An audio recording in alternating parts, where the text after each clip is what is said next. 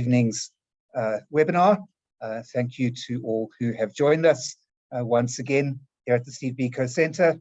And this evening we continue a series of new annual lectures which started last year, entitled Towards Healthcare with a More Human Face. And the focus is on patient advocacy. And these lectures are in memorial of Charles Phillips, the late husband of Dania Ballot. Thank you again for joining us. As usual, as we have been doing, we'd ask you if you have any questions that you would like to put to the speaker at the end of the presentation, that you type your questions into the chat, and we'll pick those questions up and then respond to them from there. Those of you who are registered health professionals, if you've given us your numbers, your official registration numbers, we will get your certificates to you as soon as possible. And I think that's about it in terms of housekeeping. I'm going to hand over now to my colleague, Dr. Gillian Gardner, who is a senior lecturer here at the Steve Biko Center and also the head of our PhD and Masters by Research programs. And Gillian will introduce the session, and she will also be moderating the question and answer session afterwards. Thanks, Gillian.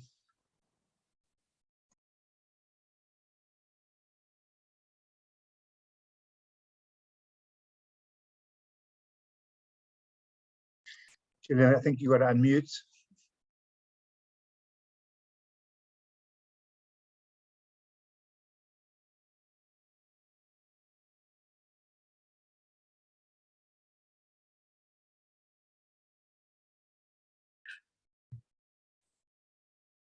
Thanks very much there, Kevin. Sorry, and welcome everyone. I was just having some technical challenges with my mute button here. I'd like to welcome Sasha Stevenson to tonight's webinar. And the topic of this lecture, as you are all aware, is Gauteng Health in Flames, making it through the fires and fumbles of South Africa's richest province.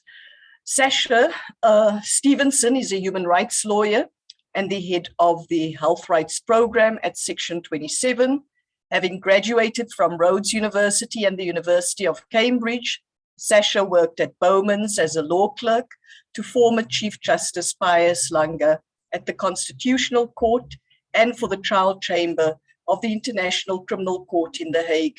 She now leads a team of attorneys, researchers, and activists at Section 27, working to ensure the realization of the right to access healthcare services, and has recently represented bereaved families in the Life Esidimeni arbitration and inquest, as well as the applicants in litigation to restart the school feeding program to mitigate child hunger in lockdown. Thank you very much, Sasha, for joining us here tonight. I'm going to hand over to you now to continue with your presentation. Just to remind everyone to please type in your questions in the Q&A box and we'll take them afterwards. Gillian, I saw a comment in the chat that you can't hear. Are you able to hear me now? Maybe someone can just respond in the chat. Okay, great. Thank you. Well, good evening, everyone, and thank you for this invitation. This is a harrowing account of the death, torture, and disappearance of utterly vulnerable mental health care users in the care of an admittedly delinquent provincial government. This was how former Deputy Chief Justice Gauteng Health chose to begin his judgment in the Life Esidimeni arbitration. The admittedly delinquent provincial government was the government of this very province, the one that houses the City of Gold, national government, and the Constitutional Court, the one with a per capita GDP more than twice the size of the next richest province, and a provincial budget to match. This is no backwater, where it's difficult to get professionals to settle and make a life, but a province of opportunity, a prize posting for any politician or administrator. And yet we have seen for years how disaster seems to court Gauteng Health. The most recent example, of course, is the glacially slow response to the fire at CMJH. While fire in itself is a disaster, what is even more troubling is that it took almost a full year for any significant steps fix it to be taken. In April 2021, the fire ripped around Charlotte Maxeke, causing significant damage. It was reported that Gift of the Givers, toiling as ever in both war zones and plain dysfunctional provinces, offered help straight after the fire. They said that government officials could not be involved in the appointment of contractors. Their offers of help were not responded to. Over the next few months, blame was placed at the doors of the city of Johannesburg, which was not even allowing partial reopening until full fire safety measures were put in place. In May and June 2021, as surgical patients at Chris Hani Baragwanath were told to wait, Rahima Musa Mother and Child Hospital doubled the number of babies delivered every day, and emergency departments in other tertiary and central hospitals were up 50%. Various promises were made by provincial and departmental leadership. Part of radiation oncology was opened in June 2021, as were some COVID beds. And after that, everything went quiet. In December 2021, we're told that the Office of the Premier stepped in to mediate between the Gauteng Department of Health and the Department of Infrastructure Development. In February 2022, the public was told about the issues between health and DID, and management of hospital repairs was moved to the National Department of Health. We also found out that 9 senior DID and health officials in the province were suspended in connection with the 500 million rand allocated to upgrade the donated Anglo-Gold Ashanti Hospital into a 181-bed hospital. That hospital never opened. National Health is now relying on the Development Bank of Southern Africa to fund the rebuild.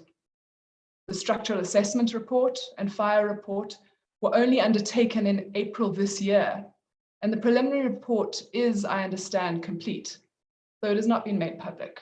Neither have details of contracts awarded during the 10-month period when Gauteng was in charge, or the police report of the fire, all of which we have sought access to in terms of a PIA request, a request that has gone unanswered.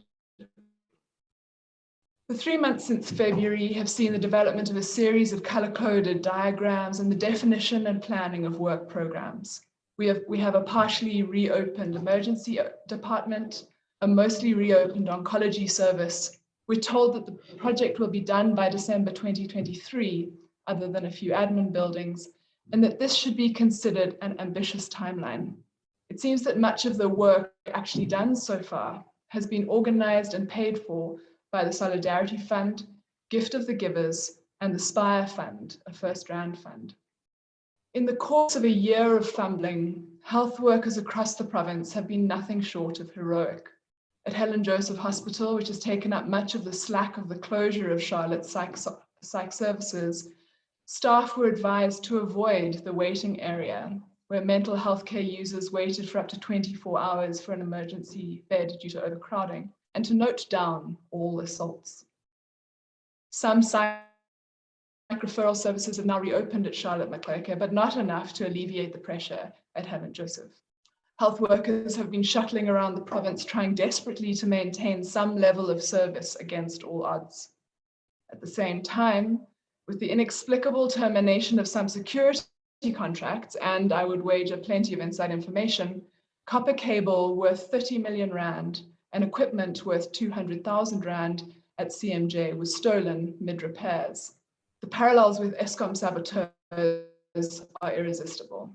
And as always, patients have been the ones to suffer.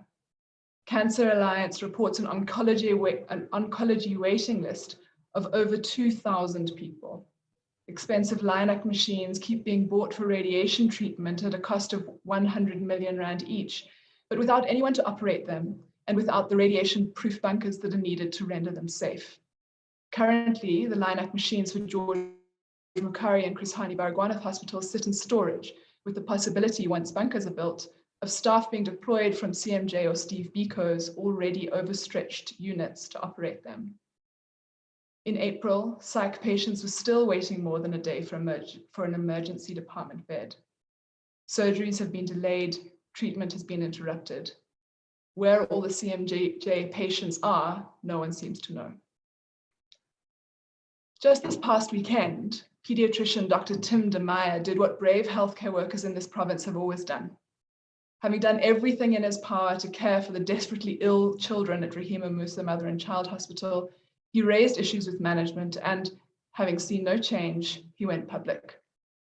He pleads with administrators in the province to come and see doctors trying unsuccessfully to intubate children by cell phone light because of load shedding, or the neonate whose incubator went cold for the same reason.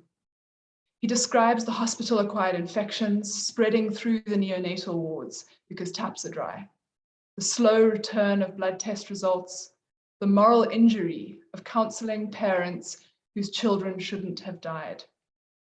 He makes the devastating statement, children are dying and the horrendous conditions of our public hospitals are contributing to their deaths.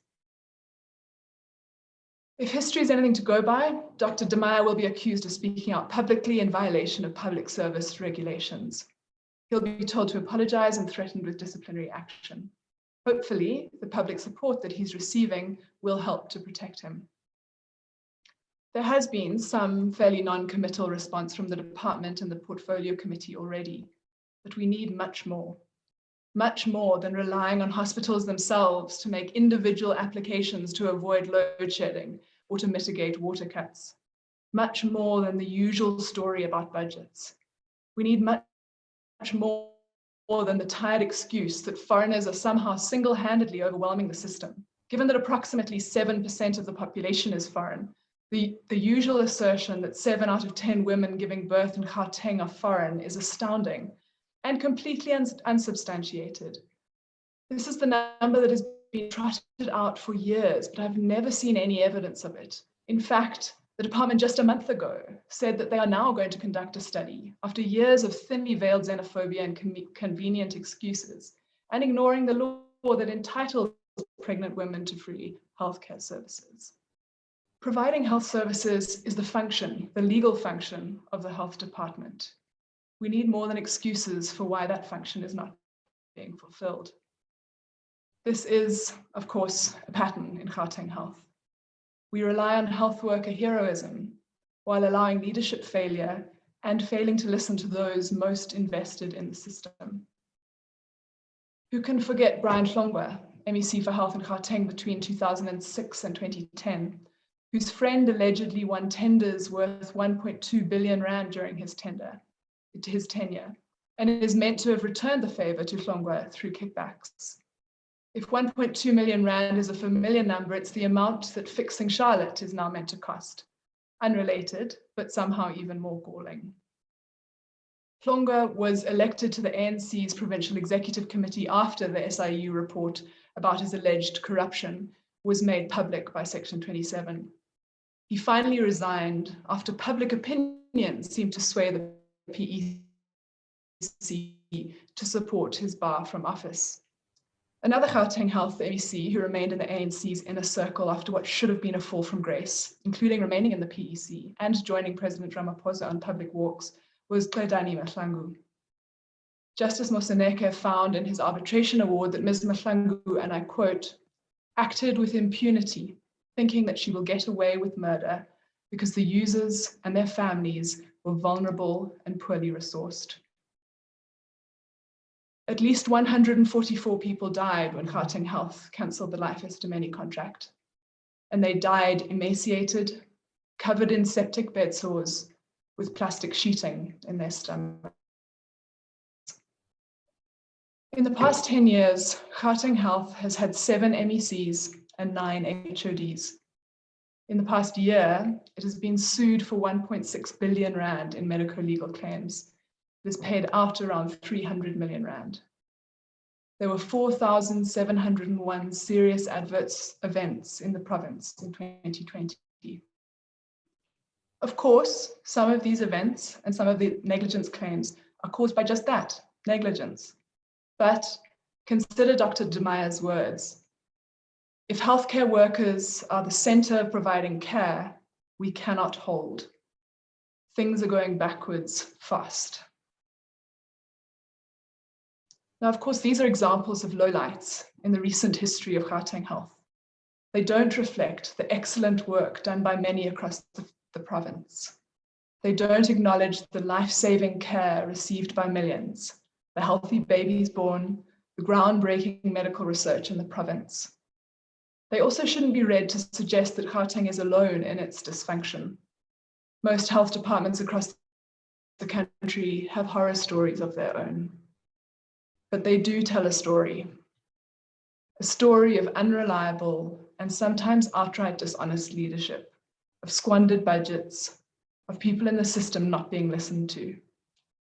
So what on earth do we do? How do we arrest the cycle of fires and constantly putting out fires and fumbles in Gauteng Health?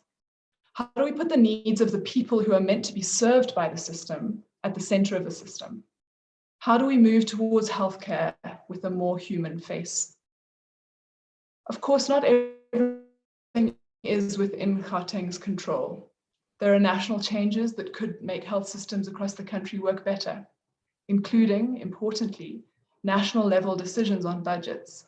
But there are some things that are in the province's control and that continue to be neglected. For a province with myriad financial and social advantages, residents should expect the administration to do a whole lot better. I suggest that we first need to start with an acknowledgement of what the health system in this province is meant to do. This system is no mere industry. It is not just a bureaucratic machine. It is a system that is meant to realize the constitutional right of access to healthcare services. Elisha Eli Yamin describes health as perhaps the most radical of subjects for human rights, because more than any other topic, it challenges the boundaries of what is natural. There can be no right to be healthy, but much of population health is subject to social control through laws, policies, and programs that influence exposures and mitigate effects. Our health system is meant to do something radical, keeping people healthy and productive and capable of living a fulfilled life, of getting an education and realizing their potential. It is the foundation of so much of the potentially transformative power of the Constitution. A health right in itself means little without a system to support it. The right to health requires that we adopt an understanding of the health system as a core social institution. Hunt and Backman compare an effective health system to a fair justice system. They say, the right to a fair trial is widely recognized to have strengthened many court systems. It has helped to identify the key features of a fair court system, such as independent judges, legal aid, and trials without undue delay. In much the same way, the right to the highest attainable standard of health can help to establish effective, integrated, and accessible health systems. Acknowledging the right to health as central to the health system makes that system better. It requires that we put in place the leadership, programs, budgets, checks, and processes required to realize the right and attain the societal and individual benefits of realizing that right. Furthermore, it's not just the right to access healthcare services in itself that requires a health system that meets the needs of the people. Section 195 of the Constitution provides that public administration be people-centered, development-oriented, accountable, and that people's needs must be responded to. It is this people-centeredness that must inform the way that the health system works.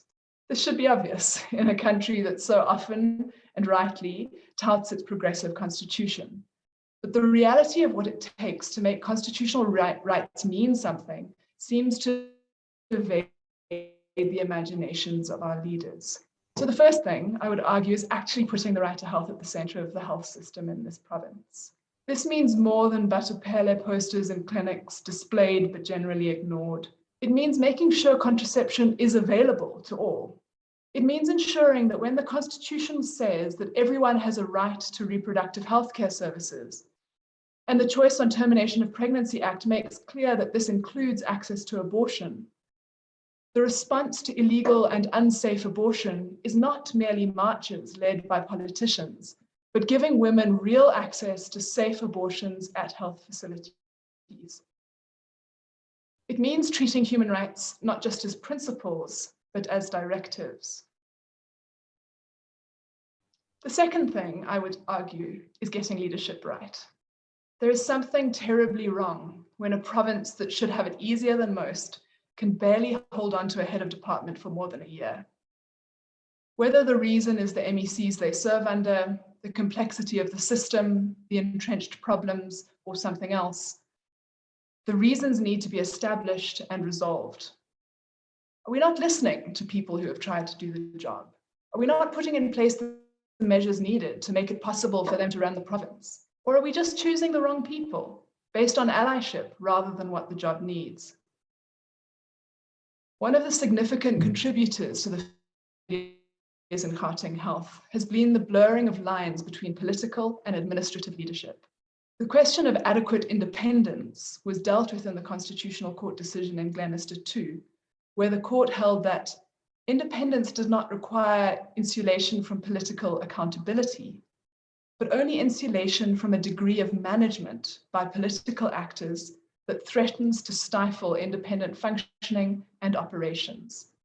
So it's about keeping management of a department out of the realm of politics. Such independence is in fact legislated in the National Health Act. The Act gives clear roles to the MEC and more particularly to the head of department. The PFMA specifies the weighty obligations on heads of department as accounting officers.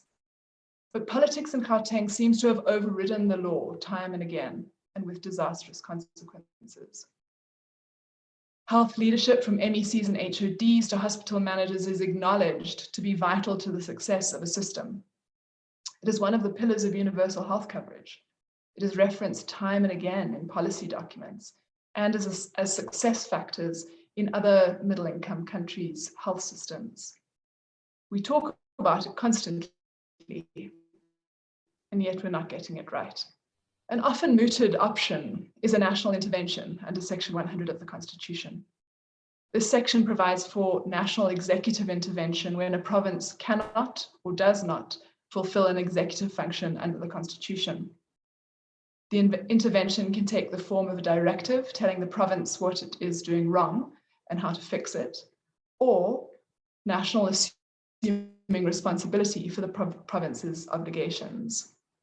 In theory, a Section 100 intervention is a powerful safety switch. In practice, however, what is meant to be a temporary intervention is often prolonged and open-ended.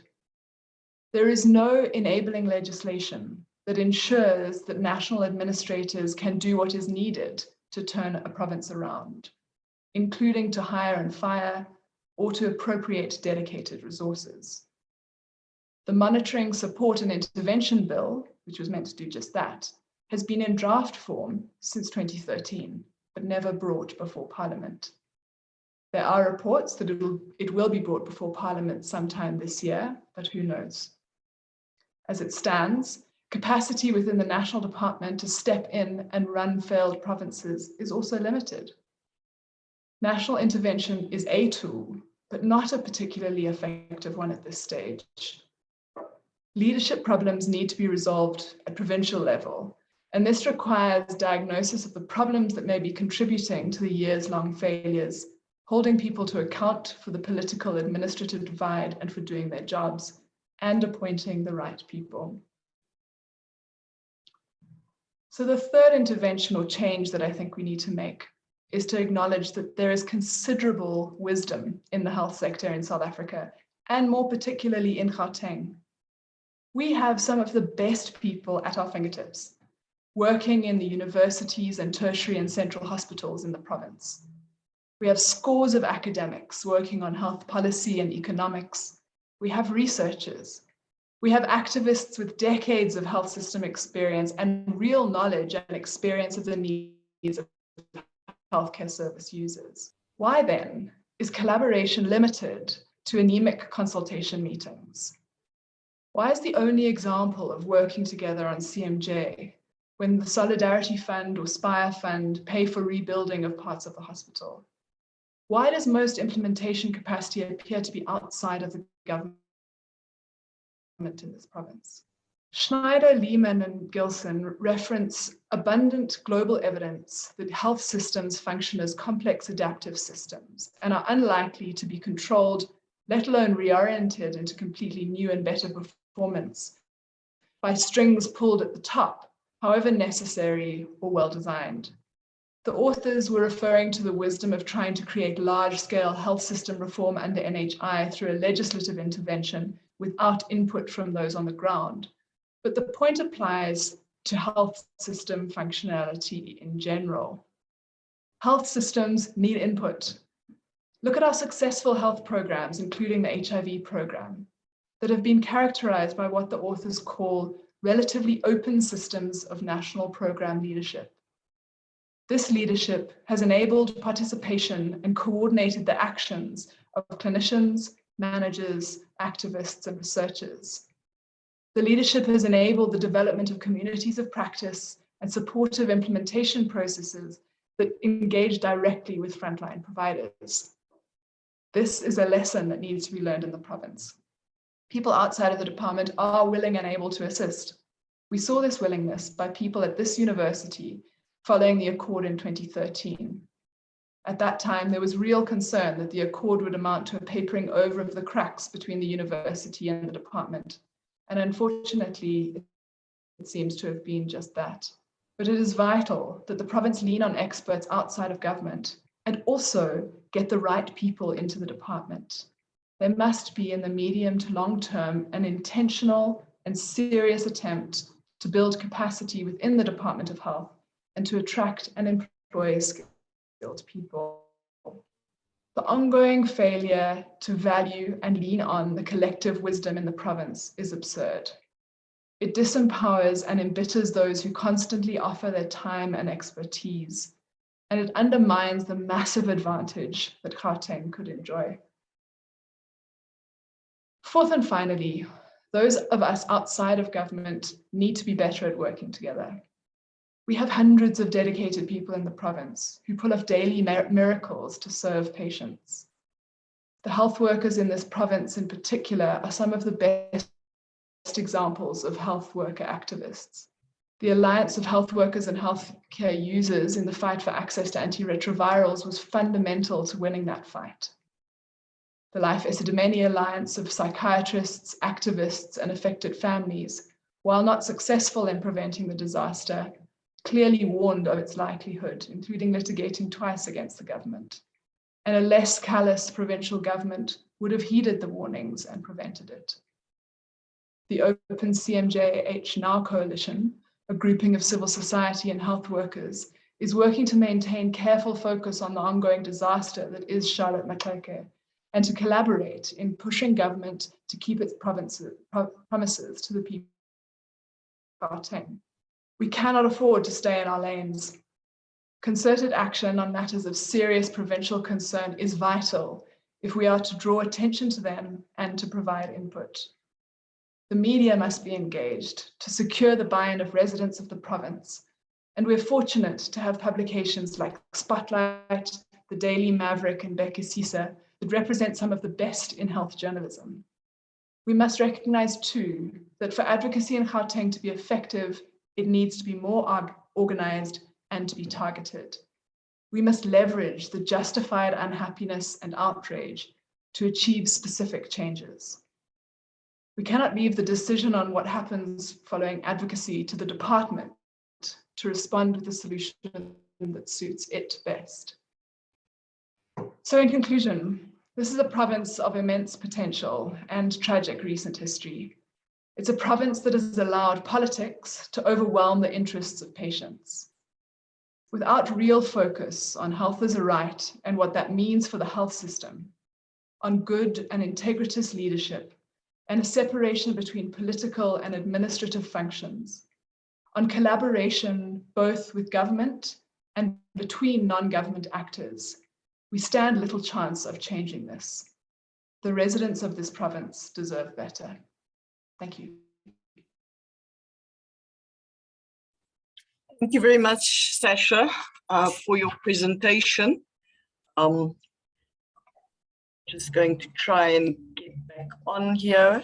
I think one of the things that one of the highlights for me of your presentation here certainly is the fact that one can throw only so much money at a problem, and that money clearly isn't the main issue. that we have to look at what is currently, how things are, and look at where those problem areas are in terms of how we can fix them. I'm just going to quickly go into the chat and see what questions there are for you. I've got one here from an anonymous attendee who says, we as healthcare workers often carry the burden of trying to work with poor resources on the ground. The public often takes this out on those of us in the front line trying to help. When does the public hold the government to account, and not only at the polls? Oh, I suppose the polls, spelled polls. Why are they not striking in the streets?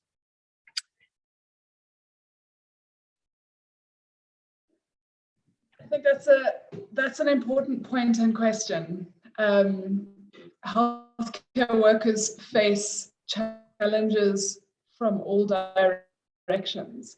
They are often left alone to be heroes, to do the impossible with very little by way of resources and support from above.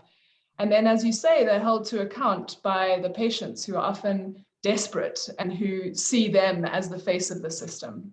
I think there has been some important activism directed at health in general and Gauteng Health in particular.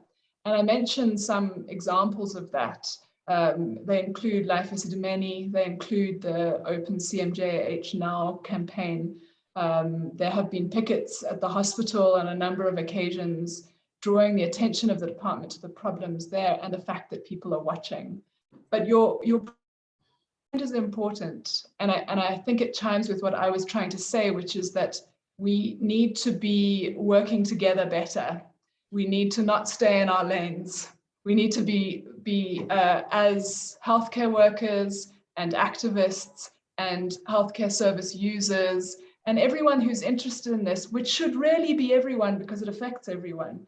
We need to be working together to put that pressure onto the department. I think we're doing it a bit, but we're not doing it enough. And I don't think it's sufficiently directed towards what we want to see. It's in some ways, it's easy just to express your outrage and your concern, but it's much harder to say, and this is what we expect to happen, and this is when. And so I think as activists and healthcare workers, we need to work together, and we need to be more directive in our activism. Otherwise, we can't expect it to change. Thanks, Sasha. There are just some thank yous here to you for a wonderful presentation, for offering solutions, not only criticisms, which is the way forward. And just another question, although I'm not sure if it's a question or a comment, but Precious says that everything run by government currently is not doing well. Why do we think health should be any different? I don't know if that's a question. I think it's born of the frustration that we all feel. And what we've certainly noticed in Gauteng is that it does seem to have been a deterioration in recent years in the healthcare services that are being received by people and being provided by the system. It is a source of massive frustration and causes loss of life. And we need to, I think we need to come together where we can to as activists, as healthcare workers, to push back. We also need to target the national department and national treasury and start demanding appropriate budgets for health. You know, this year nationally, the health budget has actually decreased. If we consider inflation, even normal inflation, not even taking into account medical inflation, which is much higher, the per person budget has decreased.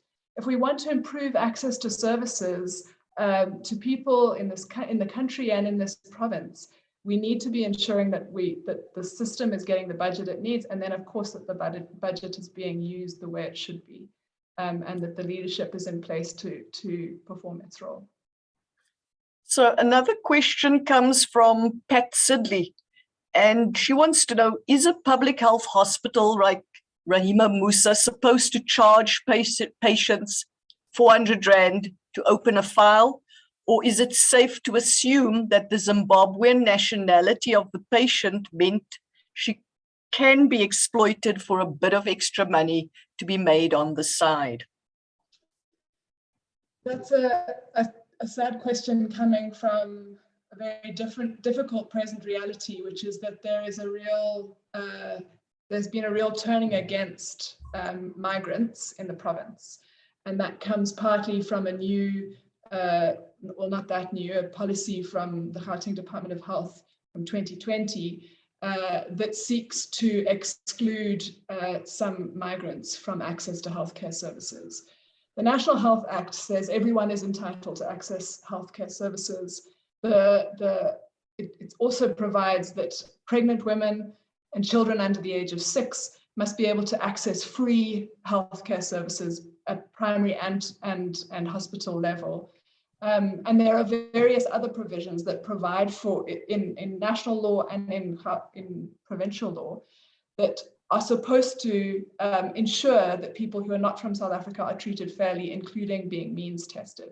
Those often aren't implemented, and part of the problem is this convenient lack of clarity on the law and the fact that people at the front desk are able often to just interpret the law how they like. So while there are file opening fees, a 400 Rand file opening fee is not in terms of the regulations. And that it does seem to be evidence of further xenophobia in our hospitals, which we know is a problem, not just in our hospitals, but in our leadership. So an anonymous attendee asks, says you are talking about health at a provincial level. What about health on an institutional level? There is no accountability. Nursing staff holds us at ransom. I work in theatre. We cannot push a patient into theatre without their consent. We are told that they are protected by the unions. Doctors themselves just don't care. Patients are dying. Departments hold morbidity and mortality meetings to discuss cases, but no one specific are held accountable.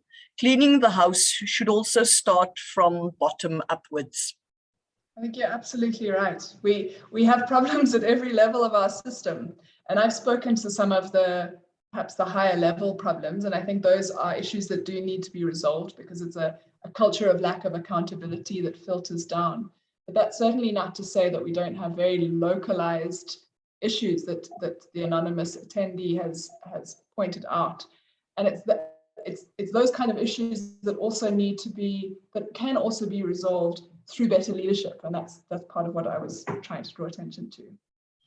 Another participant or attendee asks, how can we replace leadership and management that are either consciously or unconsciously incompetent, the stumbling blocks of efficiency?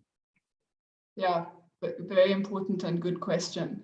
You know, we see all the time in this province and elsewhere, people being put in leadership roles who are not performing.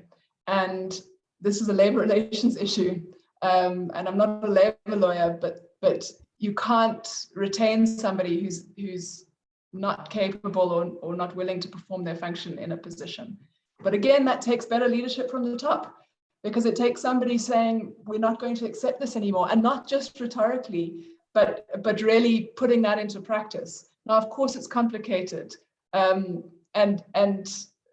we don't want to undermine that complexity, but at the same time, it doesn't make sense that health facilities and the patients who are served by those health facilities are held ransom through people who are incompetent and perhaps incapable of doing their jobs.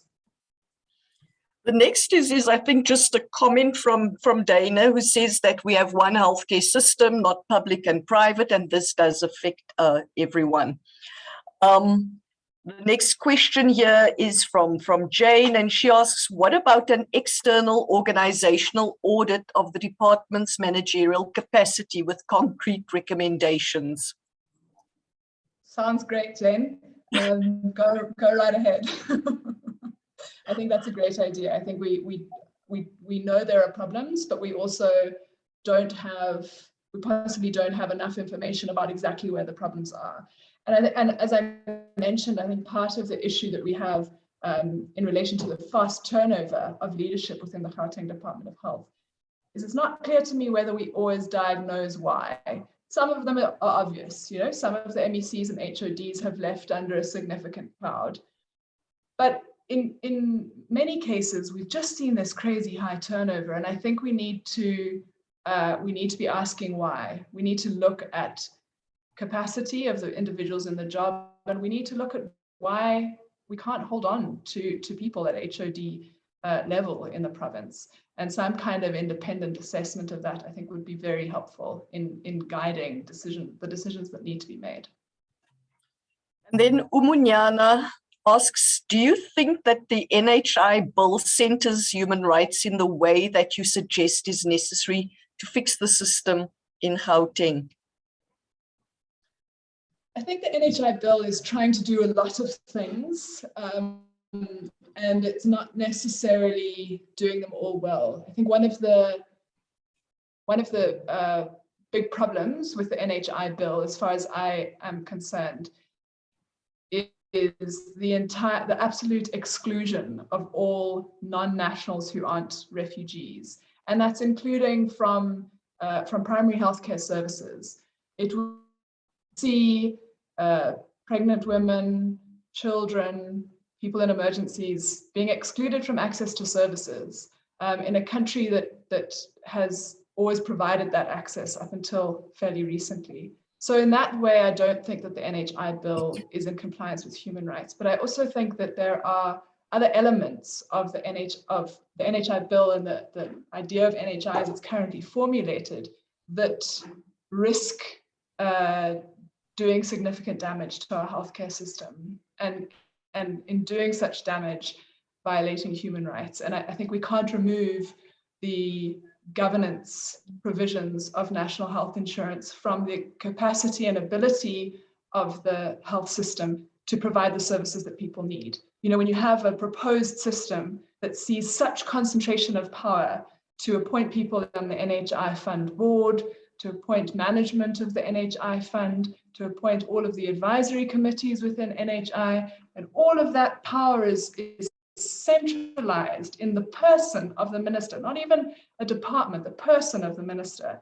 That creates significant risk in a healthcare system. And if that risk comes to pass, it creates a big problem for the realization of human rights and a big stumbling block.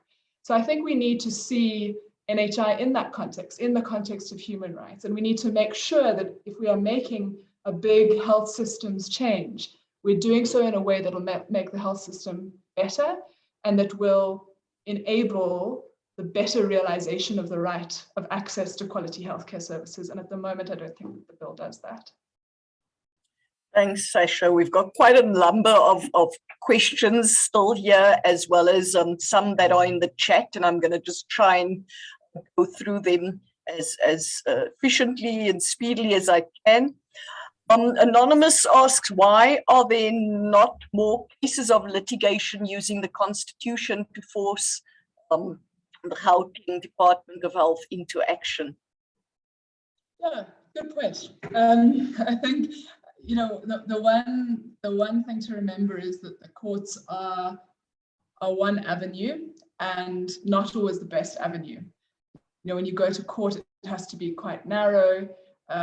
You have to be asking for something quite specific, and you need to make sure that you're not asking the court to do something that it thinks Parliament or the department should be exercising their own discretion to do. And so in some ways, the utility of the courts can be limited. And there are other options for making change: political options, advocacy, lobbying and policy work that are all very important. But I think you make a good point that there may well be scope for using constitutional rights, including the right to healthcare services, and really importantly, those Section 195 administration rights that make it clear what the public administration is supposed to be about. And that's centering on people and people's lives and improving people's lives. I think those are constitutional rights and sections of the Constitution that may well be ripe for litigation in Gauteng. So I think perhaps related to that is this question of why are the CEO and maintenance director of Charlotte Maxeke not being held accountable, absent firefighting equipment with recent fire inspection, years of poor maintenance, etc. Yeah, I can't answer why they're not being held accountable, but I agree with the implication. So, Sindiswe, once your thoughts on how do we as managers re-energize our clinicians? I'm sorry, I think it's Dr. Kwela, but the name that came up is Sindiswe. How do we as managers re-energize our clinicians at hospitals and clinics to find their passion again in serving our patients at highest levels amidst the low staff morale in this COVID-19 era? Oh, what a question. I'm afraid I can't answer it, and I can only imagine that being a manager in a facility at the moment must be incredibly difficult with all of the challenges that you and your staff are having to face. And I think the lack of support from what I've seen from the Department of Health. I hope that we can support each other, at least as activists and healthcare workers, in trying to make the changes we need to make and thereby re-energize each other. I don't have any management suggestions for you, but just a call to see how we can collaborate to help fix this system that we are also invested in. Perhaps again, this I'm not sure if this is something you can answer, but Anonymous asks, if you do know, what is it that is done differently in the Western Cape that we can adapt in Gauteng Health? So I don't have a lot of detail on the Western Cape. It's not actually somewhere that I've worked, but there are various current and former leaders within the Western Cape who I think have done and are doing some really interesting and innovative work to make the health system of that province more functional. And people like Keith Klute, who's the HOD at the moment, are very open to talking. And Beth Engelbrecht, who was previously in leadership in the province, are also very open to sharing ideas. So while I say, we need to be using the expertise within this province, there are also good examples elsewhere, and not just in the Western Cape. And we can use that, I think, from people from outside of the system, but also people within government and within the GDOH needs to lean on that expertise. Thanks, Sasha. There's a comment here from Jenny, but I can forward that to you concerning how she's just offering assistance and support to Section 27 in fundraising and problem solving on health-based issues. It's in the chat, so we perhaps afterwards you can just have a look at that. I'm just going to go to Solofelo, who says, thank you for the presentation. You mentioned that the department can benefit from the immense wisdom in the province.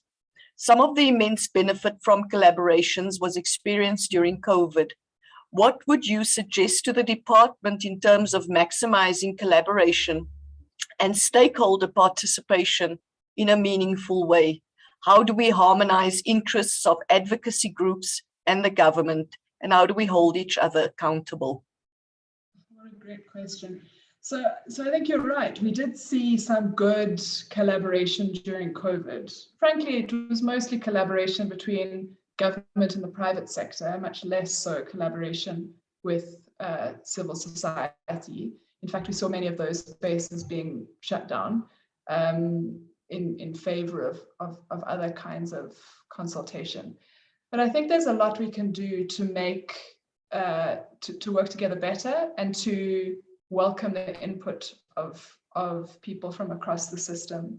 The first is that there's currently, I think, a measure of distrust and lack of certainty about everybody's motives. And I think we need to get over that. because really we have such good people who can give input. And I think we need to, from both sides, work actively to develop the trust that's needed to work together, to collaborate. We need to, part of it is about transparency, about sharing information, about trying to be less defensive from government side. And I think also the frequency of engagement. When you have consultation meetings that are held once every 6 months, you're never going to get on a roll. And so I think that there are important lessons to be learned from COVID. One of those is that transparency is important, that without it, it creates a lack of trust, and that we need to open the channels of communication more readily and more frequently. Thanks. The next question comes from, I hope I'm going to say this right, Buchengeti.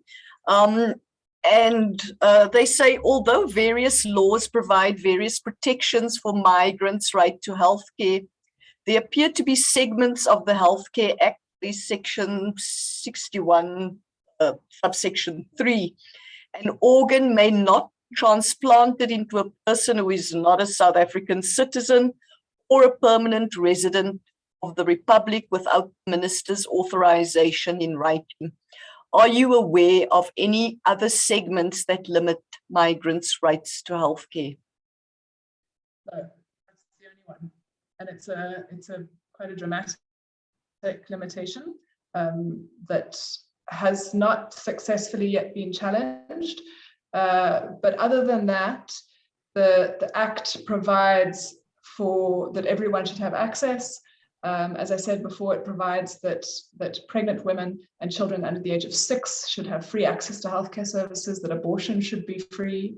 And then it allows for the national department, for the minister in relation to central hospitals and the MECs in relation to provincial hospitals to make regulations that can limit access, essentially.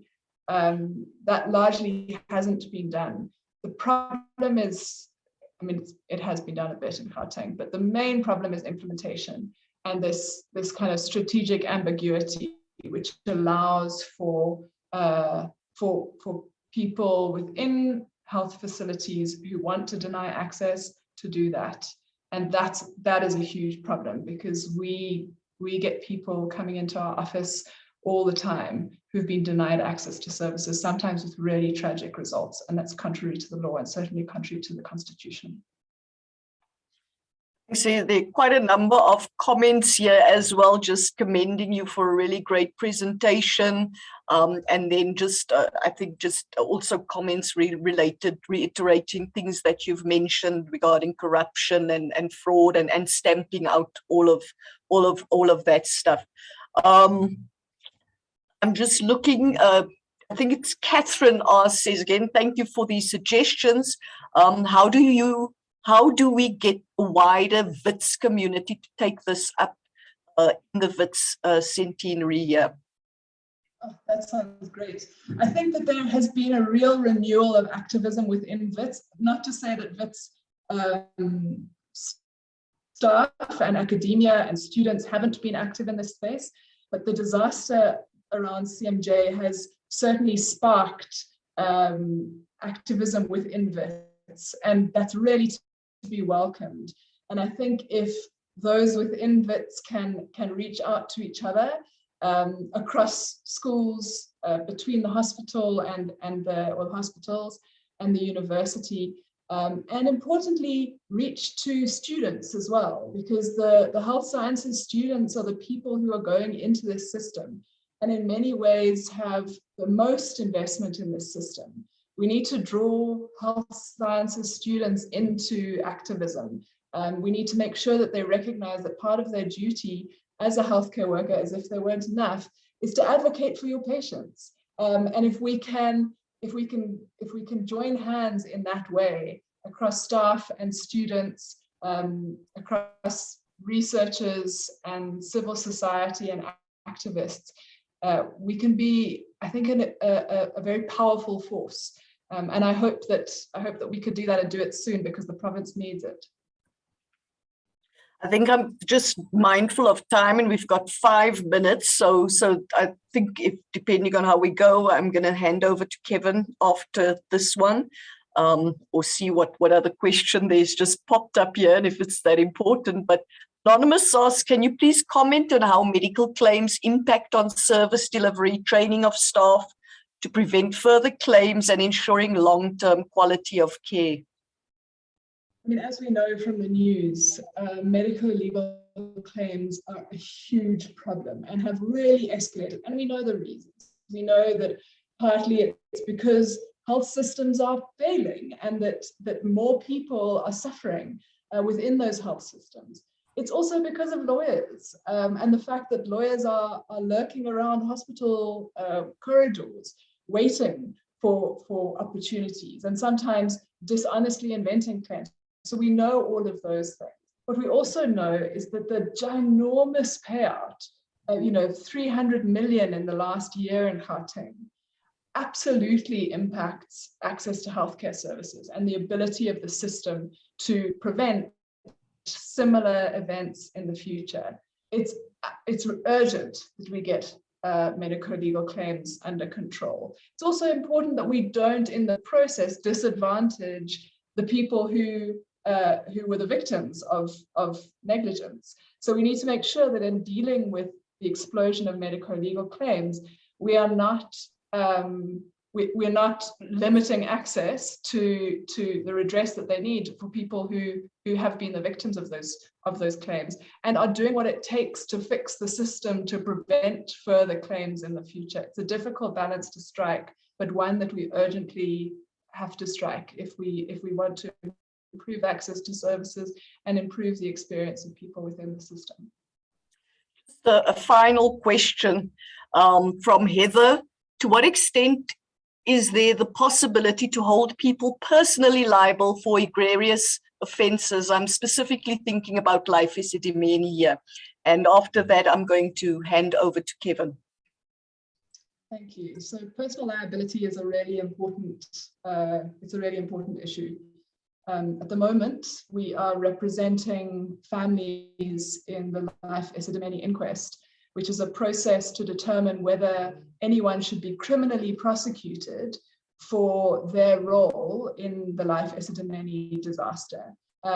So all sorts of people are being considered, essentially, or the court is looking at evidence in relation to all sorts of people, including people within the Gauteng Department of Health, who either made or implemented decisions that led to the disaster that we saw. So, that criminal accountability is really important, and it's something that we are fighting very hard for. I think it's not the only element of accountability, and people will always, the Gauteng Department of Health and other departments will always be responsible financially, and that's why the medical legal claims are as they are. But personal, and in some cases criminal, accountability is vital if we are to make individuals aware of what their obligations are and what the consequences for appalling decisions and implementation that leads to wide-scale suffering and death.